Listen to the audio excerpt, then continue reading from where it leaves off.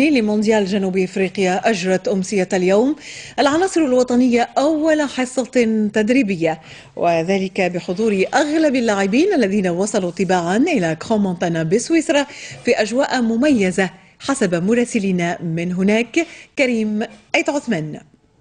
كرومونتانا مدينة المناظر الخلابة، السياحة والهواء النقي، كانت وستبقى قبلة المنتخبات الكبيرة التي تختارها لتحضير المواعيد الكبيرة. ولأن الجزائر عادت إلى مصاف الكبار كرويا، فقد فضلت أن تحضر لمونديال جنوب إفريقيا وسط هذه المناظر التي تضمن أحسن تركيز وتحضير. فندق جران بالاس هو مكان إقامة المنتخب الوطني على ارتفاع 1600 متر عن سطح البحر. هنا كل الظروف مواتية للابتعاد عن الضغط وضمان التركيز المميز. لحد الآن وصل 14 لاعبا من أصل 25، فهل يقلق هذا الأمر المدرب الوطني رابح سعدان؟ خدمة كما يقول لك تبدا بكري مليحه لينا، مهما العدد ماهوش موجود، ولكن احنا كنا ننتظروه. واكيد باللي في بدايه الاسبوع الاول، يعني من 17 ماي الاغلبيه تاع اللاعبين ان شاء الله تكون هنا باش تعسكر ويديروا على الاقل شيء 19 ايام في الارتفاع. من بين الأسماء الحاضرة وجه جديد يعد بالكثير، إنه قد يرى الذي يتحدث حصريا للتلفزيون الجزائري. J'y crois, moi, Inch'Allah,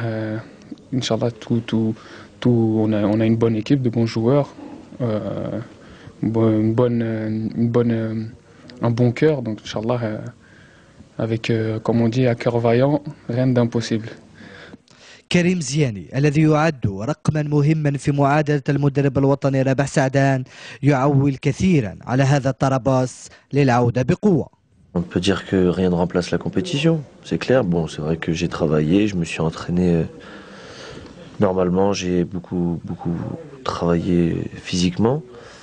Maintenant, on a encore un mois de stage, on a 2 matchs amicaux, Inch'Allah, pour être bien lors des matchs.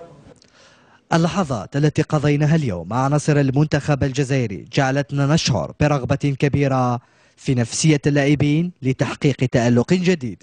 قد ما نقربوا قد ما لا بريسيون تزيد، قد ما لانتونسيون تزيد، اون سرا بلوس كونسونطري. ان شاء الله حنايا واش نقول لك نبريباريو كيما يلزم كيما يلاق ونكونوا ان شاء الله اون فورم. لا على كل حال ما يتخوفوش، كيما نقول كاين 3 مهاجمين نقدروا نزيدوا مام مطمور، باسكو مطمور يلعب